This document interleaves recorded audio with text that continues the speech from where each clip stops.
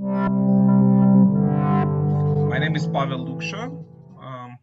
I will be one of co-hosts today together with my colleague Morgan. And our first speaker in the series is James Ehrlich, who we will introduce in a moment. But let me first tell you about this space and this talk series. So U4P means University for the Planet.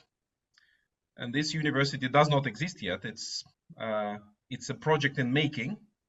And we see this university as a learning ecosystem for societal transformation that can help all of us become members of the planetary species, members of the planetary family, and to learn how to align our life and our economies, our governance systems, our culture with the planet itself, because planet has been here much longer than us human beings. And Marilyn Hamilton, who is here today with us, has been always inspired by the work of James Lovelock, as probably many people here.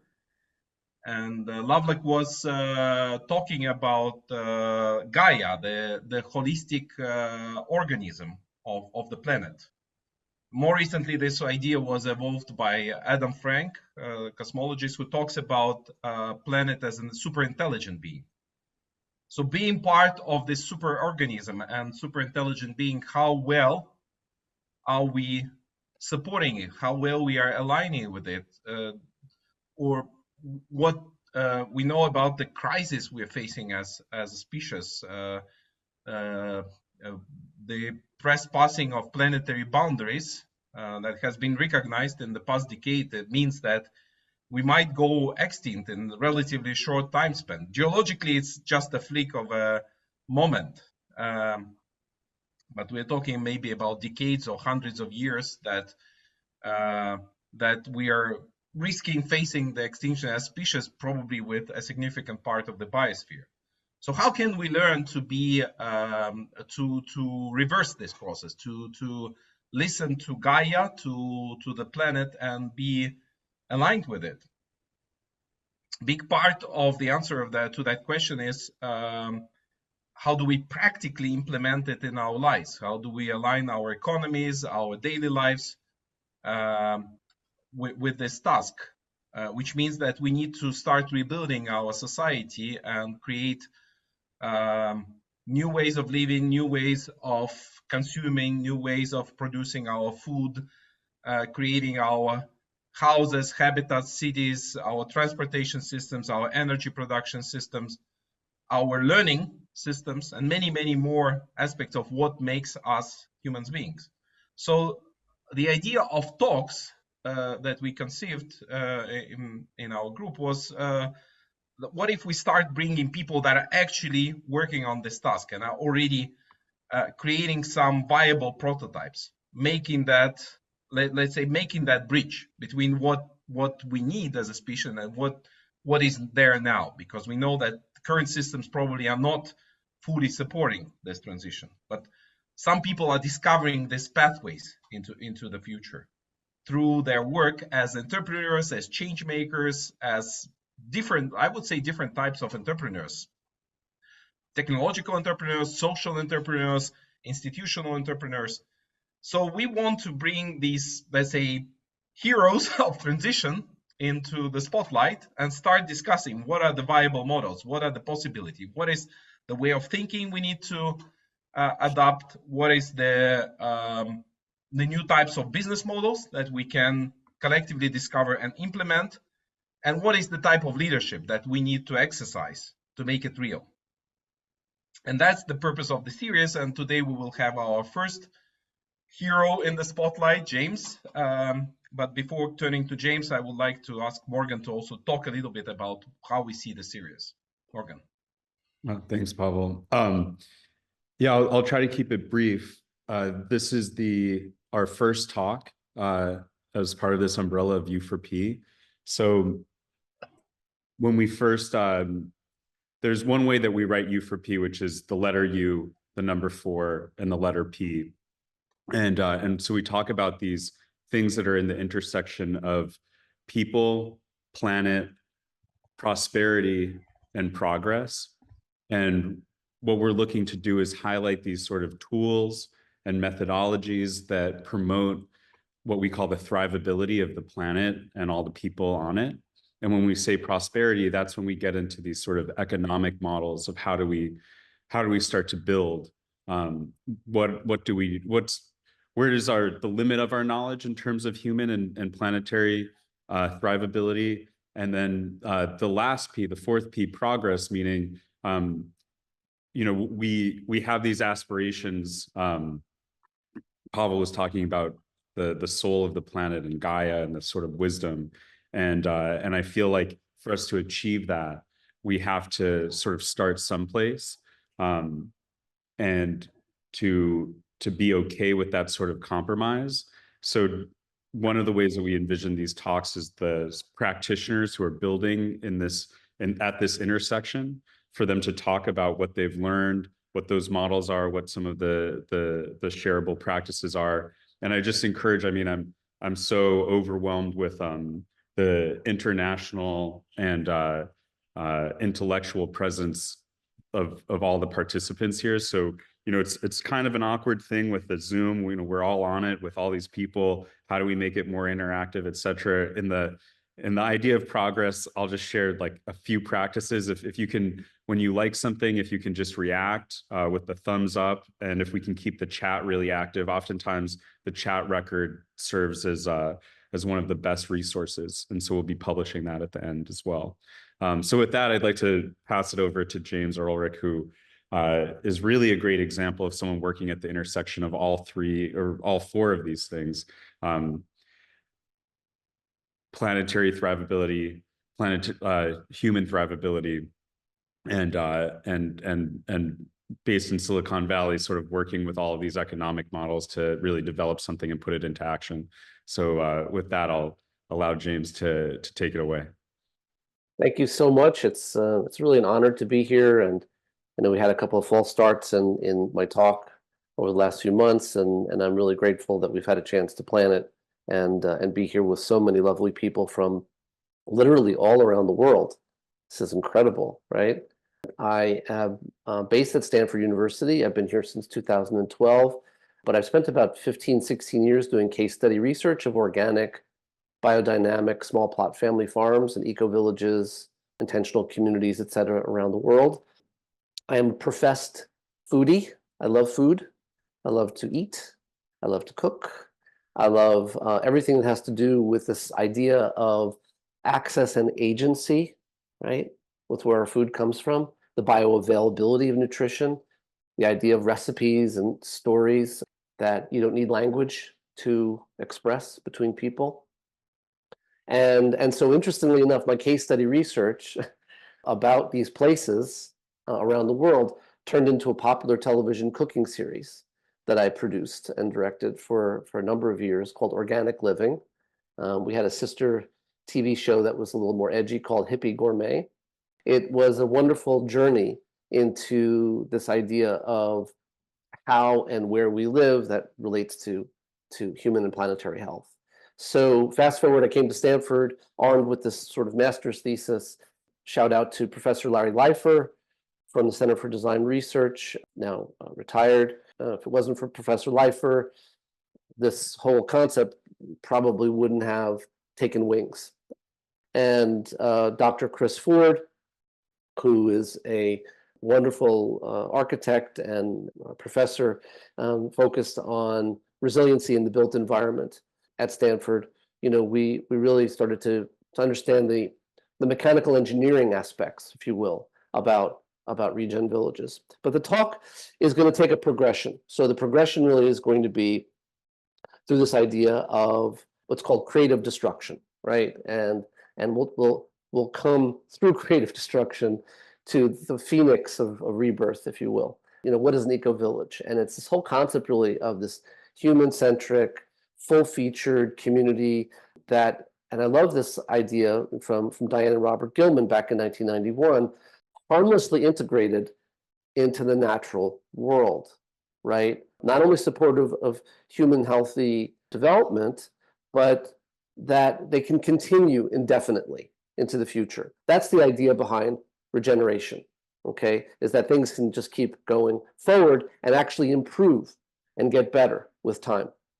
Most subdivisions around the world, as you know, do not do that. Most apartment buildings around the world do not do that. And so we really love this whole concept of the eco-village movement, and this is my inspiration to bring regen villages forward. I love this idea of, and I say it often, that if you take a half a step towards Mother Earth, she'll literally throw her arms around you. And what does that mean? It means if you look at a place like Oroville, which is an eco-village about 100 kilometers south of Chennai in India, when the founders, which was a small group of people, came to this eco-village, it was really an arid desert landscape. And with methodical permaculture, and we'll talk more about that, berms, the gills, the swales, the planning of water capture and water flow, and the right kind of planting of indigenous flora, fauna, things like this, and the right kind of animal husbandry, that they were actually able to rejuvenate the soil. We'll start with that and move upwards towards flourishing. And now they have about 3,000 full-time residents. Pre-COVID, they had something like 500,000 visitors a year. And these communities, and this community in particular, is capable of really being islanded and resilient in many ways. This is another amazing example in Jordan. Jeff Lawton, brought this permaculture concept to Wadi Rum, just taking 5 hectares of land. He was able to, the planting and the soil regeneration in such a way that then he was able to bring the small animal husbandry and things like this. Again, all about creating the circumstances for rejuvenating soil and the flora and the fauna. And what was remarkable is the same thing with what happened in Oroville, was that it reawakened the microclimate around the entire area. As you can see, the microclimate goes well beyond the 5-hectare parcel that they started with. There's lots of opportunities for us to reclaim areas that are previously considered to be lifeless, right? One of the things that sort of, I guess, scared me into action was a Rockefeller Foundation report, which basically said that up until 1950, 75% of all humanity lived in small, self-sustaining communities. And their projection of 2050 would be exactly opposite, that nearly 10 billion people, 75% of which would be living in coastal megacities. And this is really kind of a terrifying concept that we are further and further disassociated from our natural resource flows, right? So some examples historically from way back in Mesopotamia, the ability for people to have closer access to their natural resource flows was there, and gave them the ability to start to create these more, let's say, urban-like communities and areas. Of course, now we look at megacities and these metropolis developments, which are reliant on systems and services at much greater distances.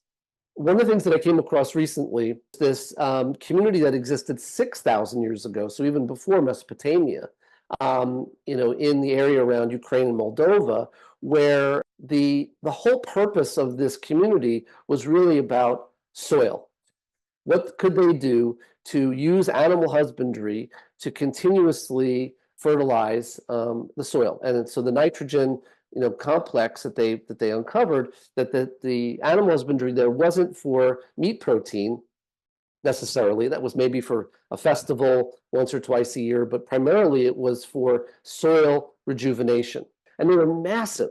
We're talking about, at the time, you can imagine, communities of 15,000 plus people.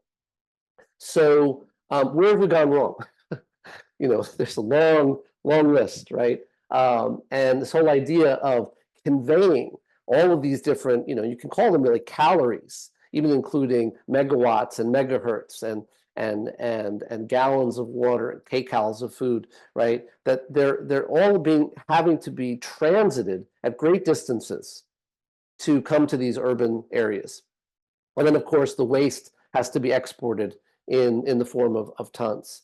And these lifeline systems are now further and further spread out and more brittle, and each one of them represents potential catastrophes, as we can see and are seeing more and more of, right, around the world. By way of example, I'm at Stanford University. I'm in Palo Alto, California. Our water, travels quite a distance to get here from the Hetch Hetchy Reserve. Point along that system, there are places where some kind of issue could be introduced, and then all of a sudden, an urban location like San Francisco and the entire Bay Area can be without water.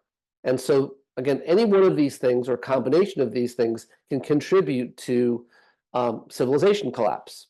So, looking at natural disasters, right? So there's a brief history of natural disasters from the San Francisco Bay Area. And each one of these natural disasters was either a culmination of a natural disaster, but also that then caused an infrastructure failure, right? So you had the earthquake that happened in Prieta in 1989. And then what happened was you had this infrastructure failures with water systems, with gas systems, et cetera. Conversely, you have infrastructure failures that can cause additional infrastructure failures. And then you can have infrastructure failures that then cause natural hazards, like, for instance, the massive forest fires that we've had across Northern California, where a downed power line caused the fires to spread unchecked. So I'm an optimist. I just want to really lead also with that. I believe in our ability for human resiliency. I really feel that we have this innate ability to come forward with solutions, and that's going to be our torch going through these very dark times ahead, right? That we have solutions, and we have to bring those solutions to the fore, but we do have them. So what can we do to collapse those distances, right? This is the exciting part of the talk. What can we do in action to collapse those vast distances between where our things are produced to where they are consumed, right? And so when I came to Stanford, the story really was that I got immediately involved in something called the Solar Decathlon. This was initially a U.S. Department of Energy competition of who could build the most energy positive home, passive home, let's say. It's a flat pack house design that's intended to be shipped to a designated location around the world, and then built, and only have 2 weeks to build it. So they have 18 months to design, but only 2 weeks on site to build this house.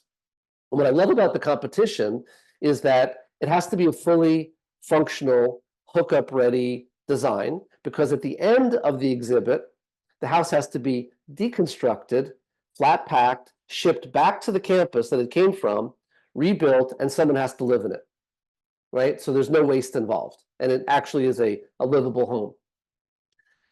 About 5 minutes into the cohort, into the research team, I went to the professors at the time, Professor Larry Leifer again, and I said, from my experience traveling around the world looking at eco-villages, a smart house inside of a dumb neighborhood doesn't make much sense.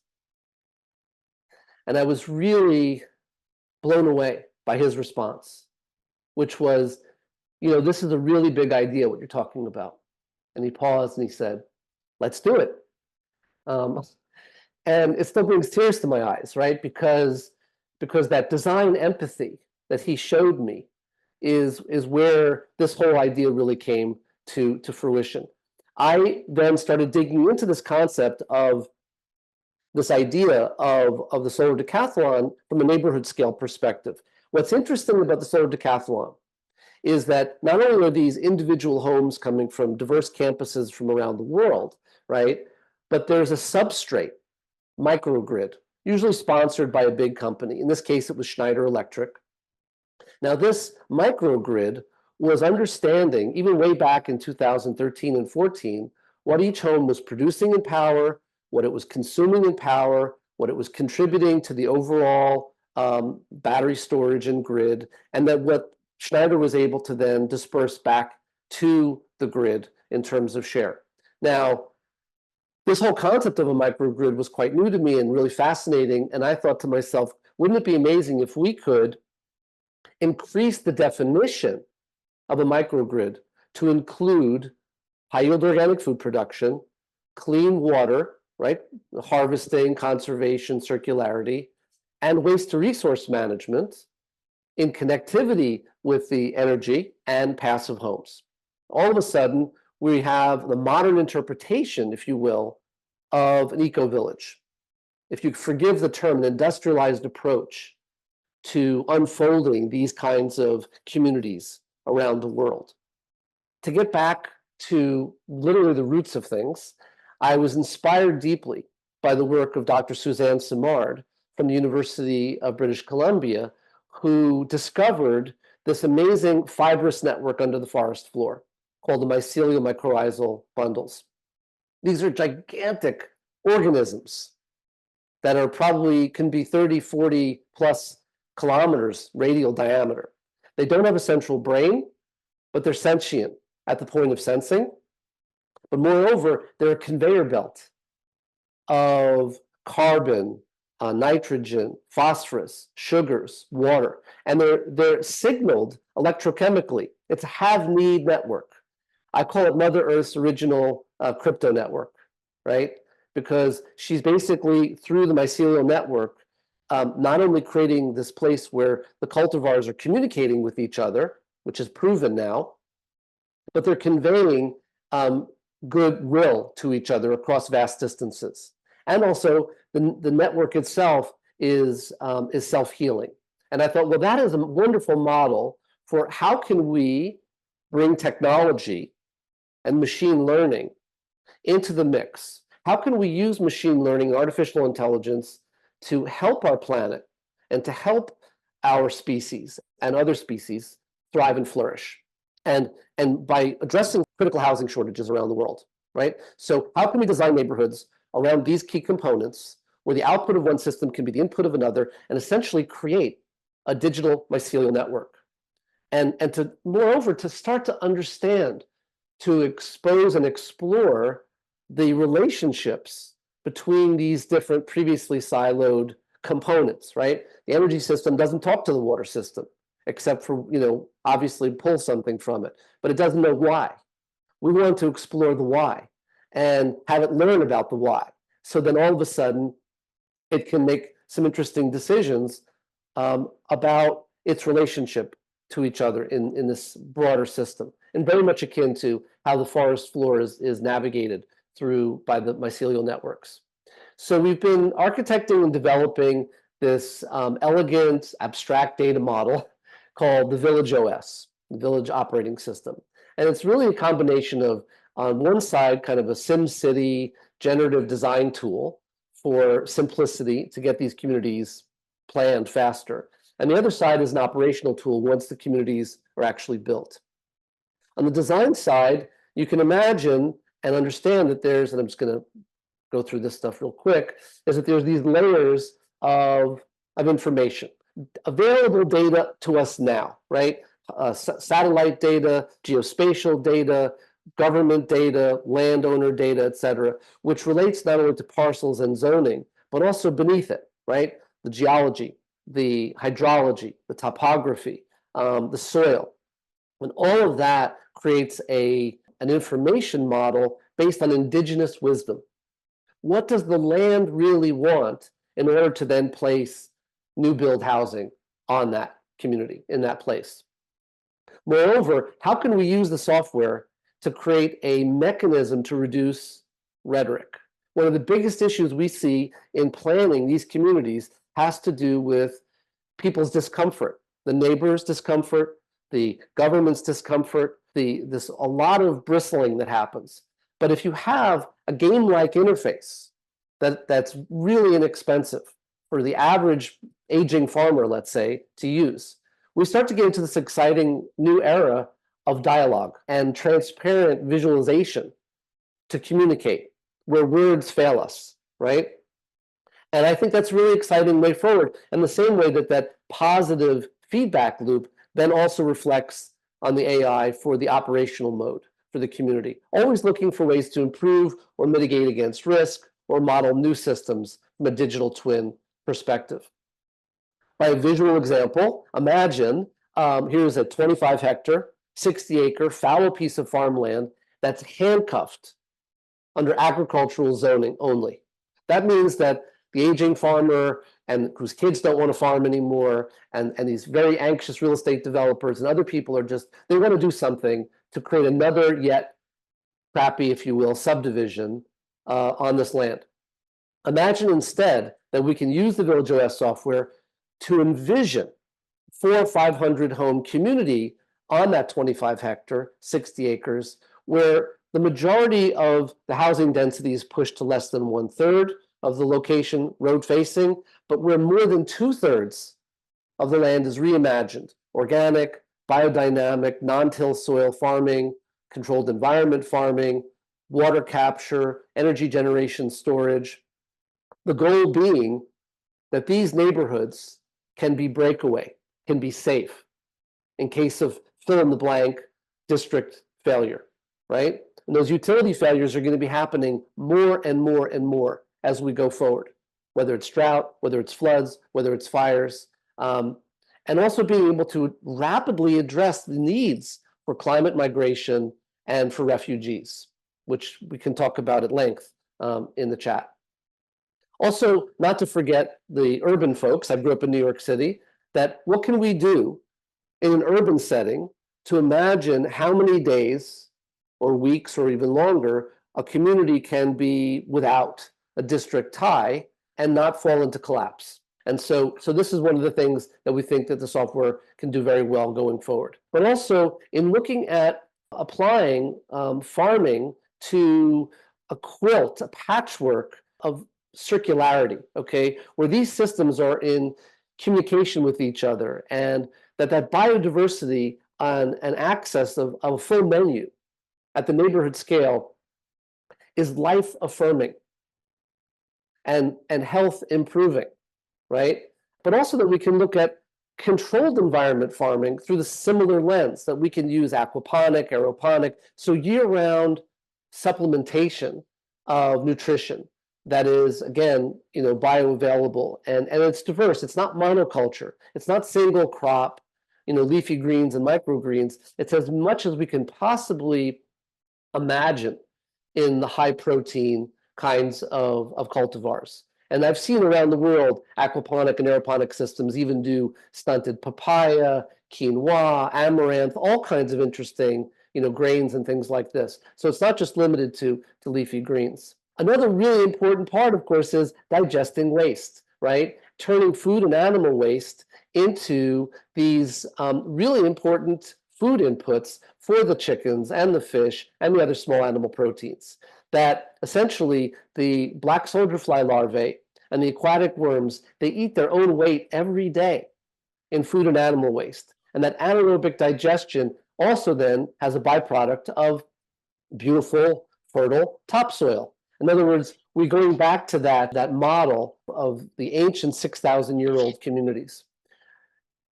Let me just switch gears for a second and talk about the built environment and the idea right now of what we're moving into in terms of prefab, precision, robotic construction using earthen building materials. We have seen now a revolution in fast-tracked construction where 1/3 less construction waste is happening. That's 1/3 of every new house is going into a dumpster. Imagine. We can shave that waste down to almost nothing. That's pretty incredible, right? And then 1/5 less time on site in construction. Imagine these even residential towers made all of mass timber or cross-laminated timber, hempcrete, other kinds of building materials going up within a matter of a few weeks once the site has been permaculture planned, right? And what are we building? And who are we building for? For the rest of us. It's resiliency for the rest of us. It's not the bunkers for the wealthy.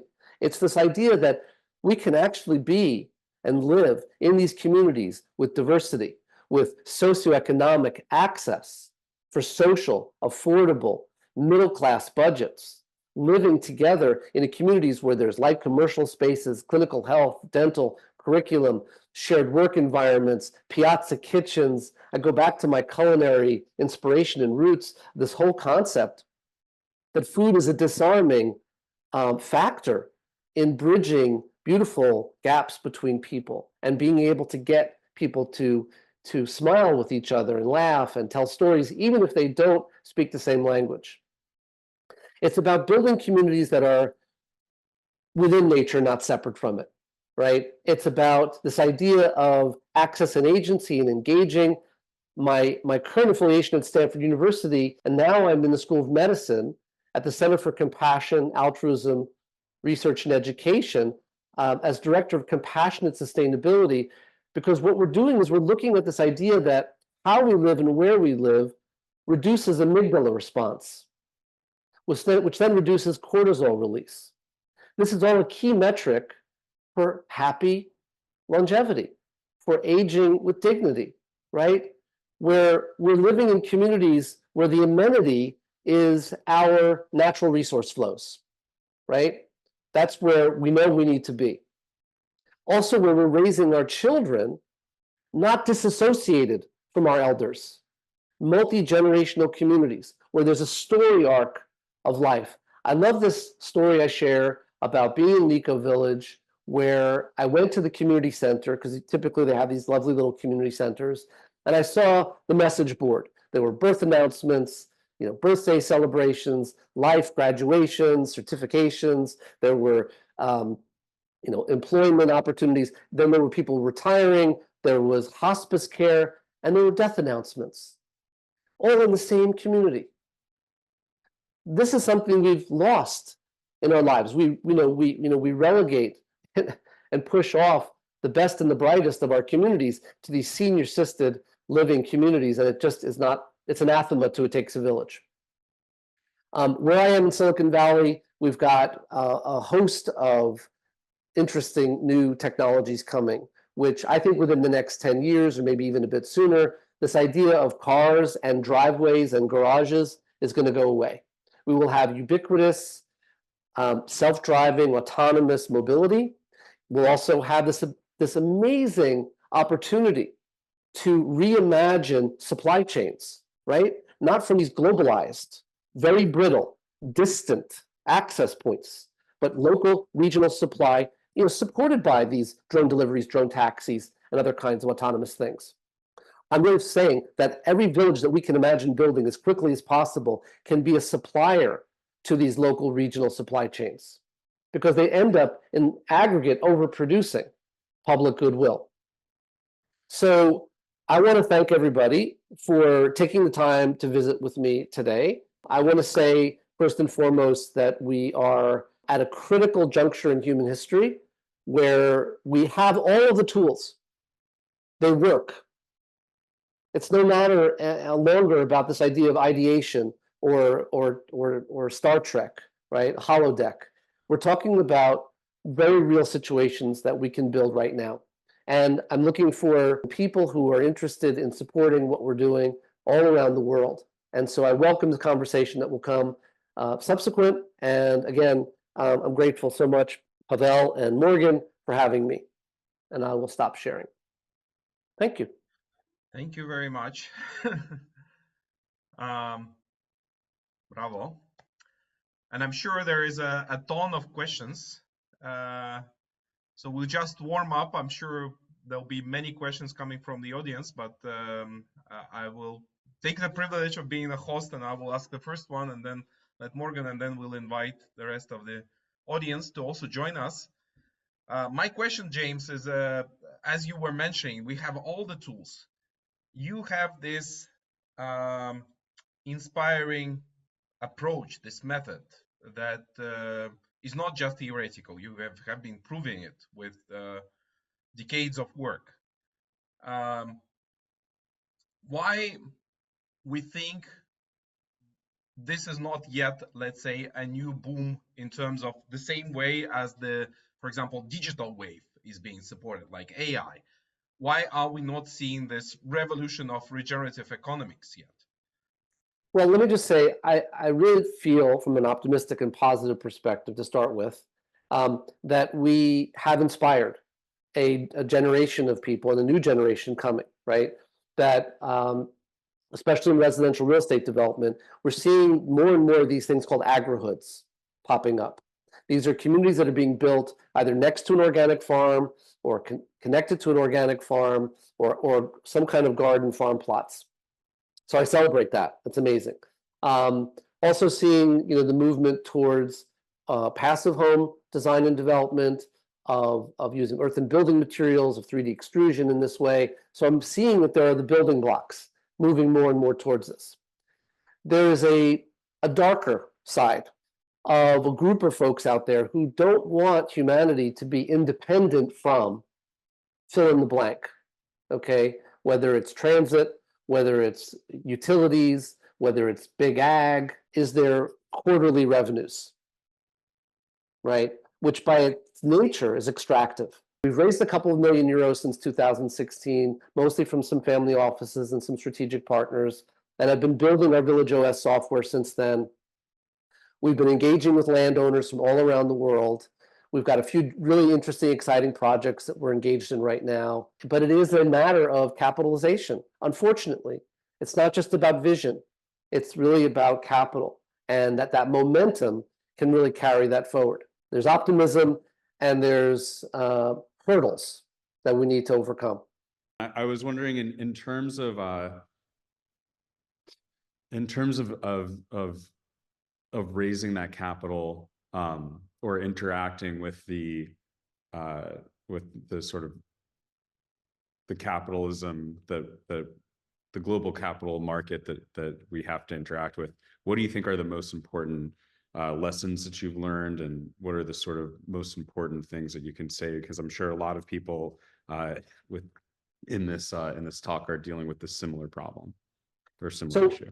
And it's a great question, and so we've come to basically is a bit of an epiphany, because back in 2016 when we started the company, we always wanted to be essentially a software and provide a software service in terms of machine learning to design and operate communities, right? But the technology was nascent. It didn't really exist so much. And we learned straight away the extractive nature of the local governments, of the consultants required, architects, engineers, planners, urban planners, environmental assessments, all these different kinds of things, have a lot of risk capital and end up delaying projects for years. And you either have to be a king, a sport of kings, and have the capital to withstand that, or you have to have a bit of a crocodile skin like I do, and say, okay, that's not going the way I thought it was going to go. But what we did was we learned from that whole process, and we incorporated that into the design thinking of our software, right? That we could imagine that an aging farmer or landowner who's asset rich but cash poor, who would like to see what they could build on their land without losing the legacy of their organic farm or the farmland, but whose children don't want to farm anymore. So there's this balance, right? And to give them a kind of a SimCity-like tool that actually can get them into preliminary planning and approvals. And if you can imagine that synapse of a landowner with no skills being able to tell a story about their land, engage with the local government, engage with the local neighbors and community, get a project into preliminary approvals, all of a sudden, the value of their property and of their project can be better expressed. And not only that, it can attract at that point private equity and patient mezzanine finance who are looking for kind of de-risked asset-backed development projects, right? That's really what we're talking about. So really the software is this goal is to make it easy, fun, simple to bring a project to fruition.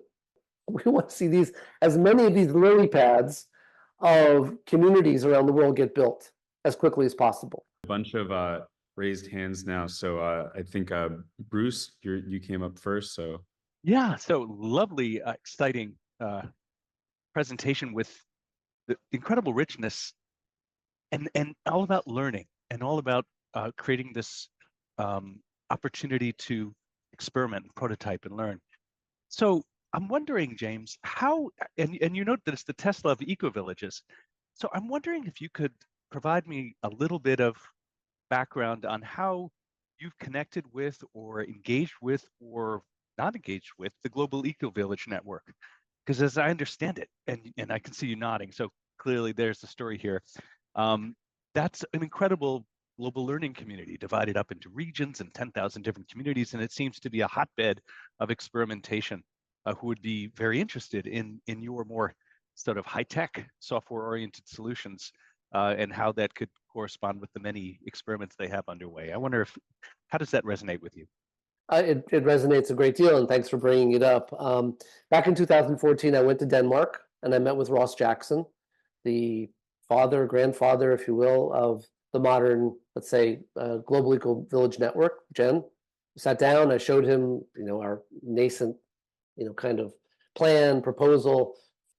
And Ross Jackson said to me, I've been waiting for someone like you to ring my doorbell for a really long time, because it takes between 8 to 30 years to build 100 homes, typical eco-village. And we just don't have the time left anymore on the planet.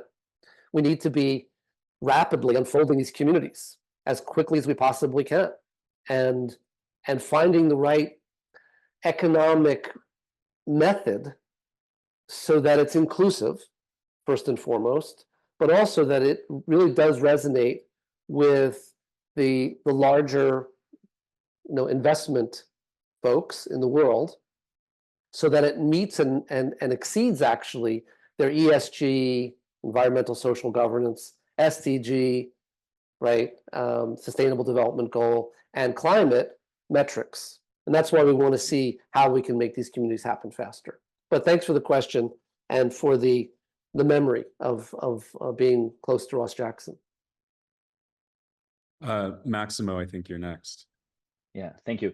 So yeah, James, thank you so much for the presentation. I think many of us here are probably can't wait to live in one of those beautiful renders that you showed us. At least I want to live in one of those. And I think related to that is a little bit my question, which is, a little bit coming back to the practicalities, right? So who do you envision as a user, right? Because I know you showed a slide in which there was a plot of land and you said, okay, if we had different zoning, so into my mind, I understood that maybe this could be a tool for city planners or for policymakers that could try to understand different ways. Like, for example, I come from Galicia, it's a pretty rural part of Spain. But then many people want to build a house or a small house in the countryside, but they can't because there's all these restrictions. So I guess that would be a very good use, right? Like, let's rethink how we plan our rural side. But from a user or a person point of view, is there also a use for that? Like, for example, me, if I want to build tomorrow co-living, co-housing, eco-village, whatever you want to call it, with some friends in the countryside, can I use your tool? And then what sort of data, like, do I need the data of these layers? Like, how does it actually work? So if you can. Yeah. And we're developing this data model and expanding on the data model to really focus on indigenous wisdom of what the land really wants.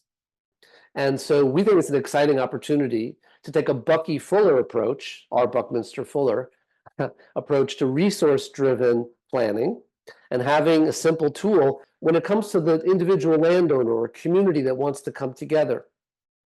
We want to empower you. We want to give you this ability to have fun, to simply understand what's possible even on a piece of land. Like Bucky Fuller would say, how do we establish a new model that makes the old model obsolete, right? So what can we do? So that's really the vision of the VillageOS software. The one thing we've been really blessed with is global press coverage. We've been in New York Times, Wall Street Journal, Reuters, BBC, Guardian, South China Morning Post. I mean, features about us. And that's attracted landowners from around the world. So we have several projects that we've been working on, kind of a traditional planning right now, but we're using that planning data to inform and teach the VillageOS. But what you see what we're getting at here is diverse climate zone interest and development, from the Nordics way north to the tropics to MENA to sub-Saharan Africa, that we build this repository of data that can really get these communities designed faster. We have Alexander, and then Neil, and then Nick, and then Adil, and then Jazz. Great, thanks so much. So I have this big question about how this transition can actually happen. And let me preface this, James, just by saying that I hate it when people ask me, so can you respond to how your parents dealt with this and what their views were and so on? But look, both Paul and Anne, your parents, were involved in this huge debate, particularly your father. Let me just clarify. Sorry, one second, Alexander. Paul Ehrlich is a second cousin. Okay. My dad was Mel Ehrlich, Dr. Mel Ehrlich, who was a physicist and an amazing inventor. But right. And Paul and I are very divergent mindsets. Exactly. Put it that exactly. way. So this is what I want to just bring in. But you're right. So family relation, right? I didn't mean to. So in any case, it's not genetic at all. But the question is being involved in that, where you stand on this.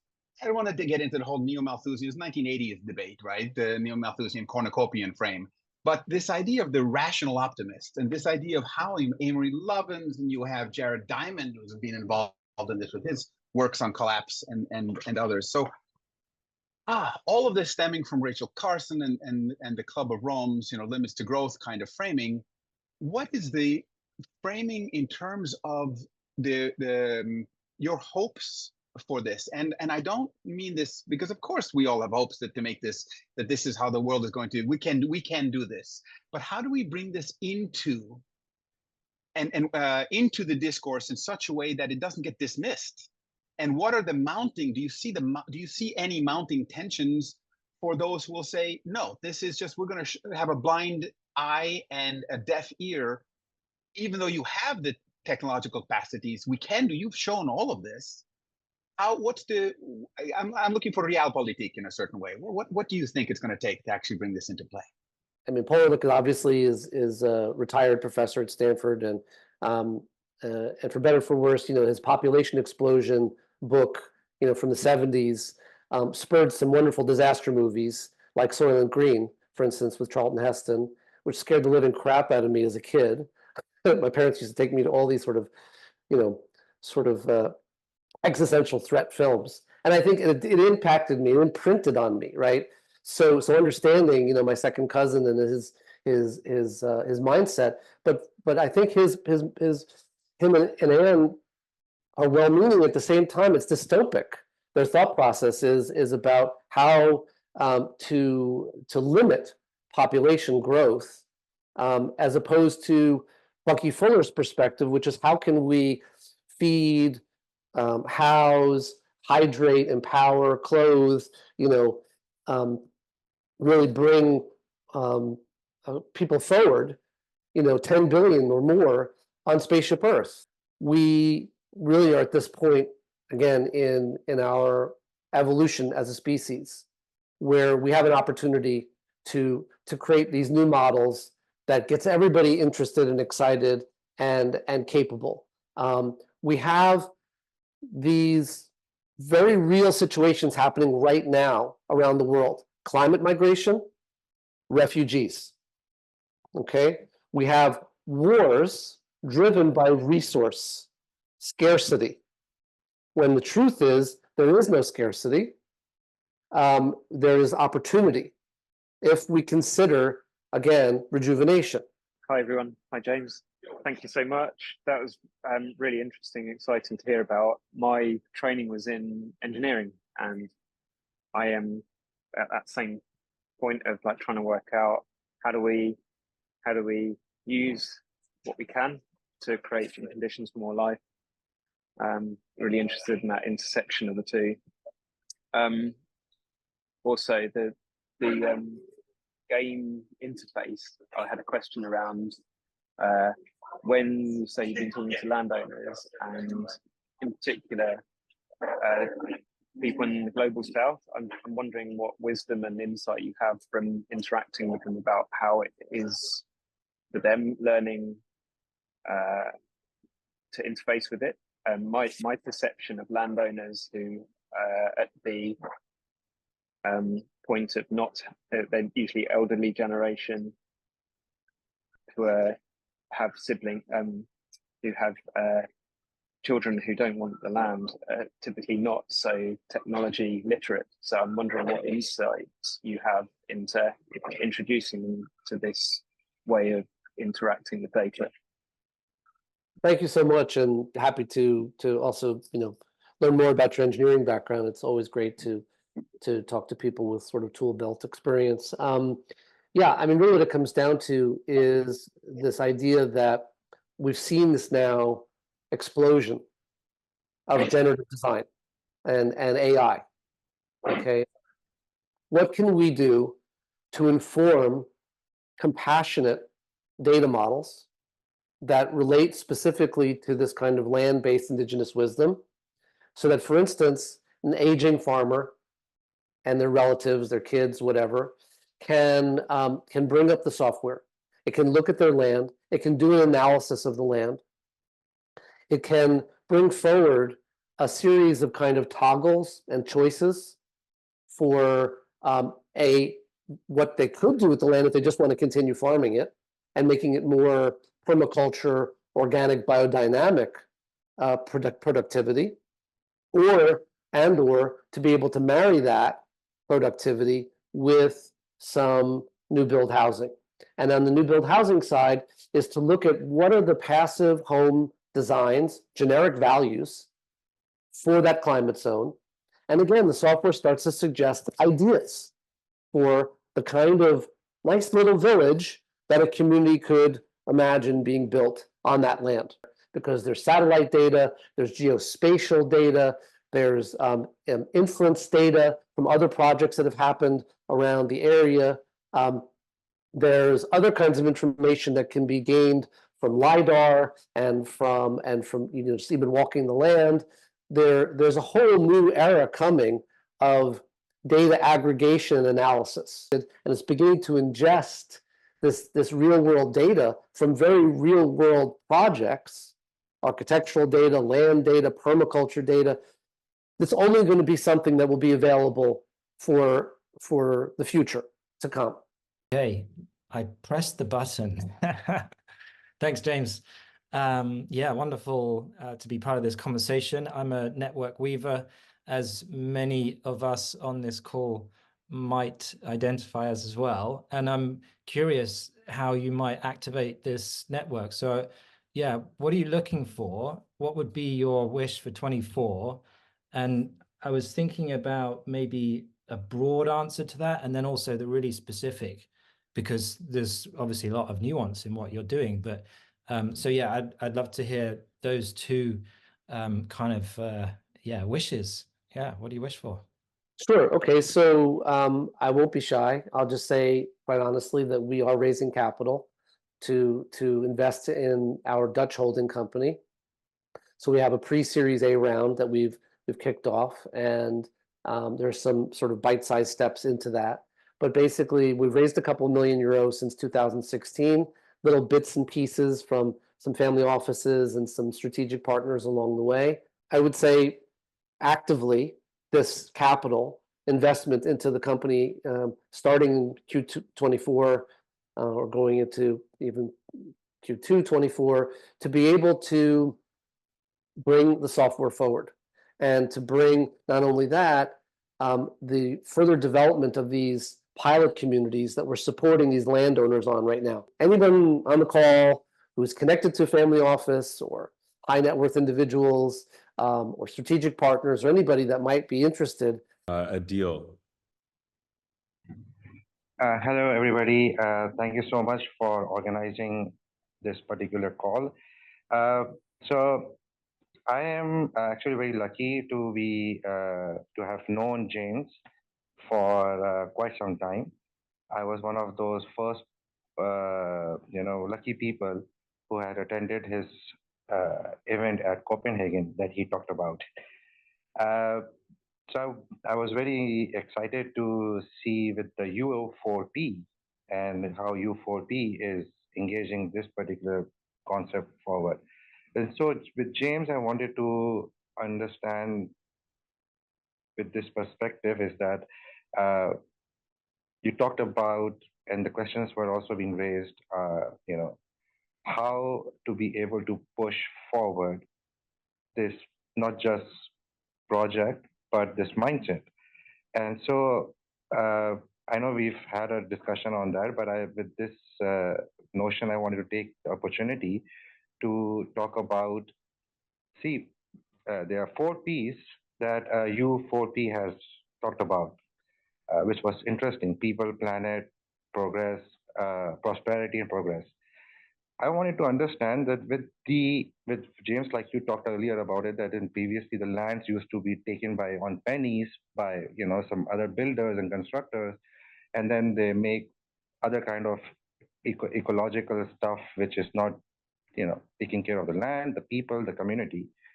But that is able to happen all over the world in every part of metropolitan suburbs areas, is because the concept, the idea is placed among the people within the middle class, especially a lot, to be able to go to the hotels, to be able to go to these travel things. This has been happening for the last, say, 50, 70 years. So I know you're building up this gamification and this metaverse as well, but how do you really think we can do this 4 Ps of marketing with the idea concept? Like, how do we place the idea placement?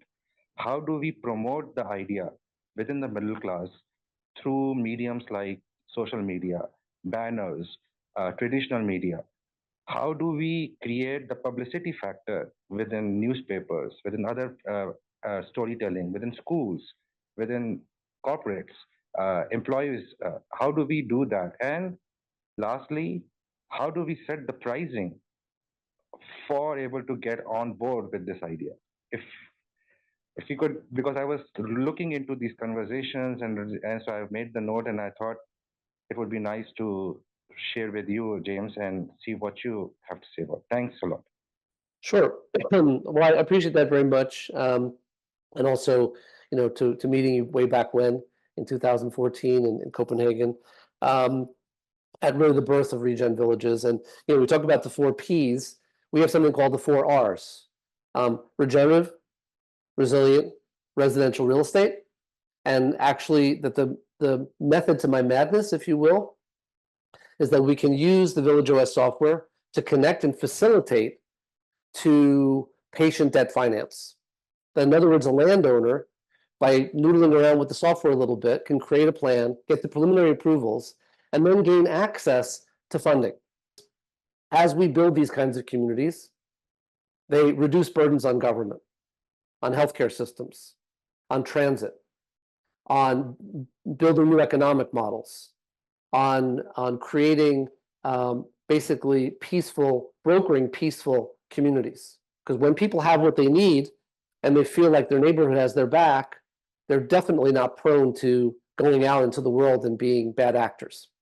So all of these are positive externalities that I feel like we can build a new kind of spreadsheet going forward that's much different than the quarterly kind of returns that we've been looking at. Jazz. My apologies for not having my video on. I'm in the middle of a snowstorm, a blizzard, actually. I wrote a question here, but it's definitely evolved as I've been deeply listening. I'd first like to just say that I'm grateful to be here. So thank you so much for being so courageous to share all of this with us as a group. And then I'll also mention that my background is in what I call currently integrative regenerative design, deeply integrative. And what do I mean by that? Well, I'll base it on the work of Dan Shepard. I believe he's at UCLA, and he's working with various folks like Thomas Hubel and so forth. as it relates to bridging intra to intercommunication technologies and literature, et cetera. Hubel's work is about ancestral, epigenetic, ideas, and how the biggest issues are actually related to trauma. And that is inevitably what's holding us back. And I say that because I was reading about the soil sponge, which I do have a background in permaculture and regenerative design. And while that is true, and just like the limits and planetary boundaries literature, like it completely ignores humans. And so my questions are more about, well, we're all well-intended, I believe. How are we going to make this practical? Because what I'm seeing here in the field, and I'm in your bioregion in the Cascadia area in Oregon right now, which is where I happen to be living, there are a lot of issues, and I do not see them being, even if we started today, I don't know that.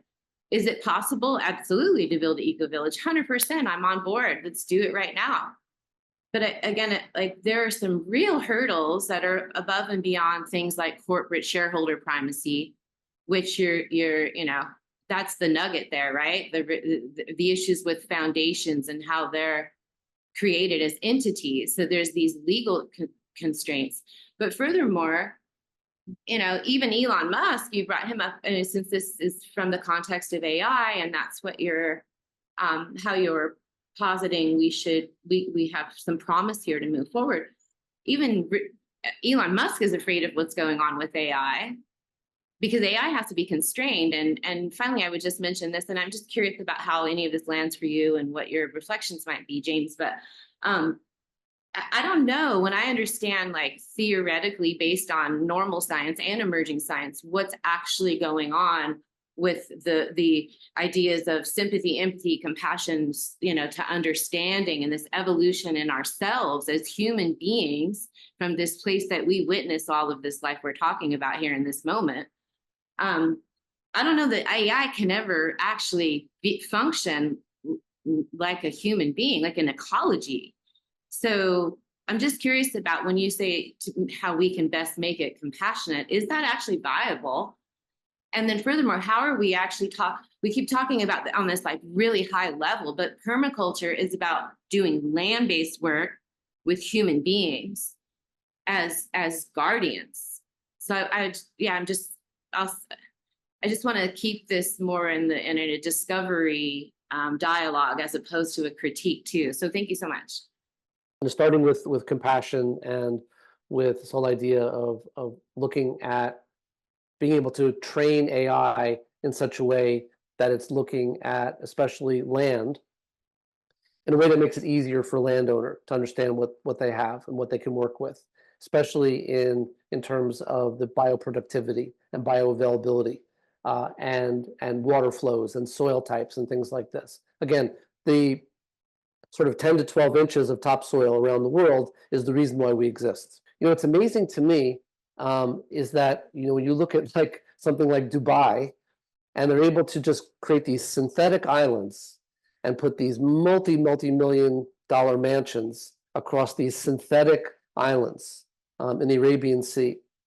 Or, it takes nobody even a heartbeat or a second to imagine a 100-story or 200-story building, in the middle of a city, and all of the complexity inherent that goes into that kind of design, that kind of building. And yet when it comes to imagining an eco-village, people are like, whoa, what are you talking about here? What are you saying? This sounds like Star Trek. This sounds like, or you get into sort of the ideas about socialism or communism or these communes. That's a big stigma that we have here in the US, right? About eco-villages. In Europe, there's much more of a rich cultural history around eco-villages and intentional communities, which in this country is not so much the case. So we really have to bring those things forward through action to show people like, oh, it's a neighborhood, but that's really very well connected to the natural world. Okay, simply put, I just want to say that we have an opportunity to have AI and machine learning before it steals our jobs and then tries to kill us, that we can actually teach it to build neighborhoods in the right way. Okay, in the interest of time, does anyone have a quick question that they want to ask? And also, if anyone wants to add a question to the chat or email us, we'll be sure to forward those questions and get your responses as quickly as possible. Yeah, I don't see anyone. I mean, in the interest of time, I guess I'd like to close it and then ask Pavel for some of his closing remarks as well. I just wanted to thank everyone for being here and being part of our inaugural U4P talk series, and really to James for leading that off for us. As we mentioned, the four Ps can mean a lot of things, but right now we have people, planet, prosperity, and progress, and the Regenerative Village project is certainly something that touches on all of those. And we hope to be forwarding the sort of tools, practices, methodologies that people are employing while also weaving together this bigger community to help make some of these projects happen. So I just wanted to thank everyone. Thank you, James, and I'll pass it over to Pavel. Yes, thank you, Morgan. Thank you, James. Very comprehensive, very inspiring projects, and I agree with people that we really all look forward to see the fruits of this project, so that we can live in the vehicle villages designed by a software like this. I'm thinking that what I'm grateful for is that this was not only presentation of your project, but we really kind of mapped the field in a very beautiful way that will allow us to explore many of these questions that were raised in today's conversation, in the consequent conversation, and pull in more experts that can explicitly talk on what about water cycles, for example, or use of AI, including generative AI, and ethical concerns, and how we can overcome those by feeding it, let's say, different types of data, and really building up more regenerative relationship between digital models and human population. So there's plenty of important questions. We're just starting up, we're just warming up. Thank you for being there here with us, and I'm glad that we had like a first false start, but we finally are there, and this is happening. And I think it's a great opening of 2024. There is a movie that just came out which says 2024 is a year of regeneration. I think it's a beautiful message for all of us, that hopefully this is not just a hopeful statement, but really something that we will see in practice. And we wish you all the success with making this project real this year. Thank you very much for being with us. Let's hope that this is just the beginning of the beautiful friendship. Yeah, I put my email, by the way, my email, my personal email, and my email at Stanford, and the website, Regen Villages. I'm grateful for outreach and thoughtfulness beyond the call here today, and also just for the spirit and the wisdom here. There's so much heart-centered thinking and feeling going on, and so I appreciate every single one of you. Thank you so much. Thank you. Thank you. And just before you leave, our next talk is going to be on 13th of February, and there will be an amazing entrepreneur who is learning how to do the peace building work with the entrepreneurial focus. Mandar Apte, who is also coming from LA. So our next talk will happen in a month from now, but you'll see it in your mailboxes or in social media announcements. Thank you very much, everyone, and have a really great end of the day and the 2024. Bye.